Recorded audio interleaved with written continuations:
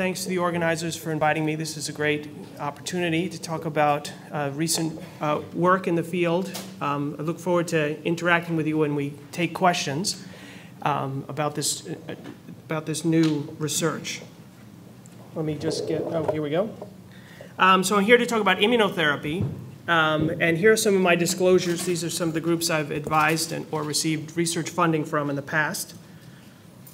As you will hear, and probably are already aware, the last 6 years has brought a lot of impressive progress to the treatment of advanced or stage 4 metastatic kidney cancer, with several new therapies approved in just that time. There's probably no area in cancer that's seen more progress with new treatments than kidney cancer in that time. And the good news is there's more to come, and you'll hear more about that today. And in this era, many have suggested, immunotherapy, which used to be the standard of care for patients, does it have any role? And I hope in the context of the next 20 minutes to sort of give you evidence that it probably still does for the proper patient. One of the things that Dr. Wood talked about earlier is there are limits to VEGF-targeted therapy, these so-called angiogenesis inhibitors. They're excellent at pruning the tumor, much in the way that I do with my weed whacker on Saturday afternoons when I'm at home in Boston. But unfortunately, even though they can delay progression and improve survival, which is a great thing, our patients are certainly living longer. Unfortunately, almost always these tumors are coming back, and you need to be on treatment for the treatment to have its effect. Once you stop it, the effect wears off. So there's been a greater understanding about the immune system and how it works over the last 20 years since immunotherapy was introduced for cancer. And we're going to talk about over the next 20 minutes some of those insights and how they might improve outcomes for our patients. As you're probably aware, the immune system is actually a defense system that protects the person mostly from invading bacteria and viruses. It's really designed to fight infection from an evolutionary point of view. And it's very specific. It contains multiple moving parts and multiple cell types. Here's sort of a cartoon example of all the different types of cells and antibodies that can target an invading microorganism like a bacteria, or more importantly, a tumor cell. Unfortunately, this system is not designed to fight cancer. It's designed to fight infection. And what that means, sort of at its base, is that it's designed to turn on when you have an infection, like a virus. But once the virus is controlled, the same cells of the immune system that were turned on are then designed by your body to shut off. And it's those shut-off mechanisms that in part are responsible for why cancer can evade the immune system and why it's been so difficult to use the immune system to fight cancer as opposed to fight infections. So we tried to make this as basic as possible, talking about 4 different approaches to immune therapies, those that we've used in the past and some exciting new approaches that we're currently testing. The first approach is much like pressing on the gas. This approach to immune therapy has mostly involved cytokines like interleukin-2 and interferon, which have been around for a long time, that what they do is they sort of rev up the immune system. They're growth factors that stimulate a lot of those pieces of the immune system I talked about before, particularly T cells. And Dr. Wood earlier mentioned that there are no home runs for patients with stage 4 cancer. Now that he's out of the room, I can say that's not exactly true. Okay, meaning it is true that there are few home runs. There are very few patients with stage 4 cancer that ever can obtain a remission of their disease. And what I mean by that is treatment of stage 4 disease, cancer goes away, and treatment stops, and cancer doesn't come back. I mean, to most patients, that's their goal. And I think it's correct to say very few patients reach that goal. But it doesn't mean no patients reach that goal. Over the years, some have, and some of those remissions have lasted decades. The other thing that's also true about this approach to pressing on the gas of the immune system is not only does it not work for most patients, and it's hard to identify which patients it works for, it's also associated with lots of side effects. So many of these treatments, particularly interleukin-2, to be given most effectively, have to be given in the hospital and involve a serious side effects, sometimes life-threatening side effects. So the type of patient who can receive this treatment, it's relatively limited. So one of the things we've tried to do in Boston at Beth Israel Deaconess is try to improve the way we select patients for this treatment, to try to identify those patients likely to get the home run before we put them through the side effects of treatment, because so many just go through the side effects without benefit. This sort of identifying the patients who might respond to this immune system stimulation. So by improving patient selection, what we tried to do is we had some clues, things that we thought might improve our selection. So we did this trial. It was called the IL-2 Select trial that was reported at ASCO 2 years ago. And it showed some interesting findings. First of all, the activity of IL-2 in the era of all these new treatments is still pretty good, relatively, meaning it's still at least as good as it was 20 years ago. Doesn't mean it's great, but the response rate in this trial of 120 patients was 25%, which is actually significantly greater than it was when the drug was introduced 20 years ago. That doesn't mean the drug is any better or that we're any better at giving it. We're certainly not any smarter than we were 20 years ago. But one of the things we're probably doing to improve responses for our patients is we're doing a better job of picking patients who should get it and who shouldn't. So for example, it's been known for a while that patients with non-clear cell tumors are less likely to respond to immunotherapy. So in this trial, there were very few patients with non-clear cell cancer and no responders in that group. It's also been known, as Dr. Wood mentioned earlier, that patients who have their primary tumor removed when they present with stage 4 disease are actually more likely to respond to immune therapy. So 99% of the patients on this trial had had that surgery that he talked about earlier this morning. And it's also almost certainly true that with all of these new therapies around in the clinic, the types of patients being referred to IL-2 centers like ours for treatment is probably different. So by changing the types of folks we're treating, our numbers are improving somewhat. But unfortunately, we actually wanted to take this a step further. What we wanted to show is based on earlier research that certain features of the patient's tumor might predict for response. Meaning, so essentially what the tumor looked like under the microscope and special proteins that the tumor might produce. We thought those things might predict for patients who are either at high chance of responding to treatment or at a low chance of responding to treatment. And unfortunately, I shouldn't say unfortunately for me as a researcher, but fortunately for the patients who went on this trial, the folks that were in the poor risk group, the people we thought wouldn't benefit from IL-2, did just as well. It was surprising to us and shows you the importance of testing your theories in the proper trials. It was a surprising result. But we clearly need to do more work in this direction because there's got to be some explanation for why some people benefit and others don't. And it may turn out, we're learning in part of this trial, that it may have more to do with the patient's immune system than their cancer as it relates to how they benefit from treatments that boost the immune response to cancer. So in conclusion for this trial, our tumor features didn't predict for a response, but the response was higher than we expected and certainly significantly higher than it used to be 20 years ago. Our work continues, and some of this work I think will help educate us as we enter this new world of targeted immune therapy for cancer and particularly kidney cancer, and that's where I'd like to switch my emphasis for the next few minutes. So as we talked about before, the immune system is really not designed to fight infection. It's designed to, it's not designed to fight cancer. It's designed to fight infection. And this is sort of a graphic display of that, where the immune system turns on when the infection's at its greatest. Once it's controlled, it shuts off. It's actually designed to shut off. And the shut-off valves of the immune system are actually, or the brakes of the immune system are in some ways stronger than the gas pedal, okay? But we've now been able to identify with research in the laboratory over the last 10 years or so, what are those brakes? What are those things that shut down an activated immune system? And how can we block the brakes?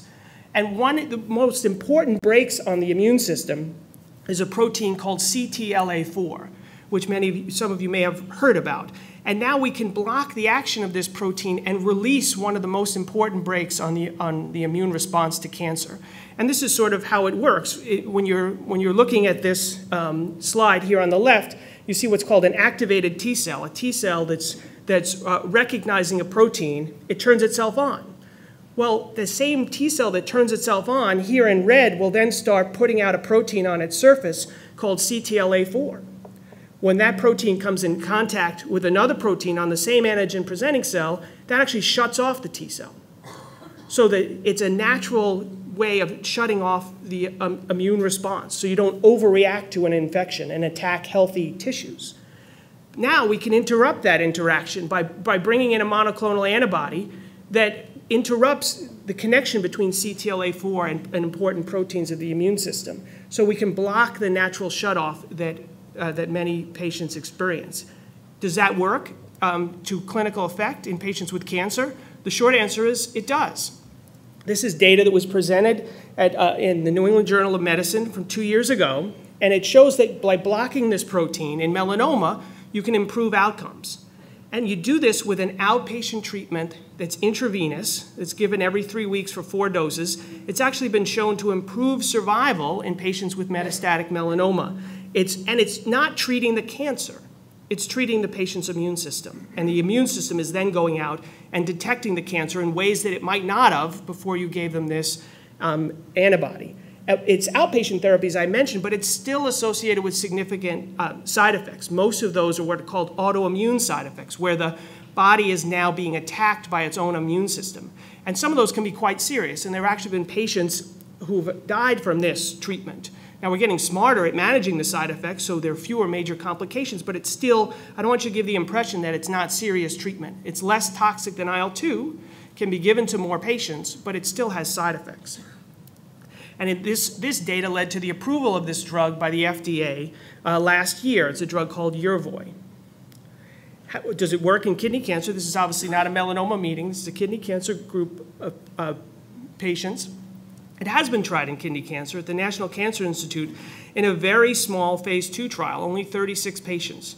And the response rate, or the chance that the tumor shrank by half, was only 9% in this trial. So you might say, that doesn't sound very good. And it's not that great. But it was tested at a dose that may not be the right dose, meaning higher doses of treatment may be better and will be tested in future trials. And even in melanoma, where we saw improvements in survival and we saw lasting remissions of melanoma for stage 4 patients, we saw those benefits even with a very small response rate. So if you look, going back to this curve I showed earlier, if you look way out here on the survival curve towards the end, these are patients out 3 and 4 years who are still in remission and off treatment. And that happened even though the response rate to treatment wasn't that high. So it's possible that you might see a similar long-term benefit for some patients with kidney cancer with an agent like this. And there are some being tested in kidney cancer right up in the coming year. So I would think that additional studies with this approach are certainly warranted. Another approach to improving the way the immune system fights cancer is to try to improve steering on this car. We talked about the accelerator, the brakes. Now we're talking about the improving steering. And one of the ways investigators have tried to improve steering is giving patients vaccine approaches to try to get the patient's immune system to recognize proteins that may also be found on the tumor and wake up and go attack those proteins where they find them and try to control the cancer. And there are several approaches that are now in phase 3 trials that have shown some early encouraging results. But it's great to know that they're actually making it to phase 3 trials where we'll get answers. One of those is this vaccine approach with an agent called AGS-003, which is actually being combined with the most commonly used drug for kidney cancer, Sutent, and patients are randomized to receive Sutent or Sutent plus this vaccine. And hopefully this will improve not only the response rate, but maybe lead to more lasting benefit than we see with Sutent alone. But that remains to be seen. But at least we'll get an answer from a large phase 3 trial, which has been one of the problems with lots of immunotherapy trials over the years. They haven't been big enough to give us clear answers. But this trial is currently enrolling patients, and there are others like it. Another approach, we're in Texas, so I thought I would give you an analogy that you guys would understand better than me, this barbed wire analogy. Okay, so one of the ways in which tumor cells evade detection by the immune system is by putting up this so-called barbed wire on their surface, so that when a cell, a T cell, comes and tries to sniff out the cancer cell, it's shut down, as opposed to going on to kill the tumor cell. And we now understand a little bit about that natural barbed wire. And that barbed wire comes in with this particularly important protein interaction called the program death pathway. And what that stands for is essentially is the inactivation or programmed death of a T cell, which acts like barbed wire. And why is this important? Well, in kidney cancer, many patients with kidney cancer's tumors actually are coated with this barbed wire. And patients that have had this on their initial tumor specimen have been shown to be more likely to have disease recurrence in the future. So we can identify the barbed wire. The question is, can we then block its activity and lead to an improved effect? Can we target this protein and improve outcomes? And there's early evidence that maybe we can. This is a phase 1 trial, admittedly very early, of patients receiving, once again, an outpatient treatment given intravenously with a drug that doesn't even have a name yet. It's BMS 936558. It's what's called a PD-1 antibody. So this is blocking this interaction between the barbed wire and the T cells. How is this given? As I mentioned, outpatient. On this trial, it's given every 2 weeks. On other trials, it's been given every 3 weeks. Patients were allowed to stay on this drug for up to 2 years as long as they were getting some clinical benefit. And the main reason to do a phase 1 trial is to test the safety of a drug. And this drug was found to be relatively safe, meaning we got up to the highest dose of the drug without getting into serious side effects. It didn't seem like there was a relationship between the dose that we gave and side effects, which is good. But there were still some patients, somewhere between 10 and 15%, that had serious side effects. And at least in this group of kidney cancer patients, there was one treatment-related death due to inflammation in the lung that was probably at least contributed to by the drug. As I mentioned, the incidence of serious adverse events in a much larger group of patients, they were all, this trial that I'm reporting to you today was not just a kidney cancer trial. There were 5 cancer types on this trial. And this is safety results in 126 patients. There have now been 300 patients put on this trial that I'm talking to you about. And we'll get more data in the next couple of months.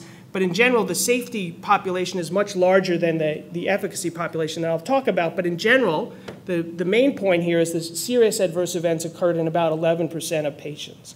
So much less than we've seen with both interleukin-2 and CTLA-4 antibodies, as we talked about earlier. So what did we see as far as effectiveness? Well, in the first 16 patients analyzed, we saw 5 partial responses and 6 patients who had stability of disease that lasted over 6 months. So about 50% of patients were getting some clinical benefit with this antibody. But once again, a small number of patients tested.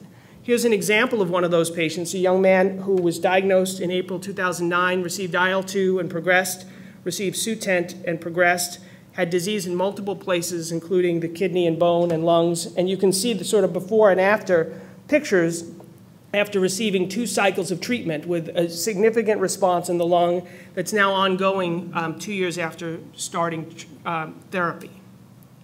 We've also seen responses in some unusual places. One of the places that a lot of our VEGF-targeted therapies fail is in the bone. This is an example of a patient before and after who had a response. You can see their bone metastases here and actual healing bone, just a year later with treatment. That's certainly an encouraging result for us.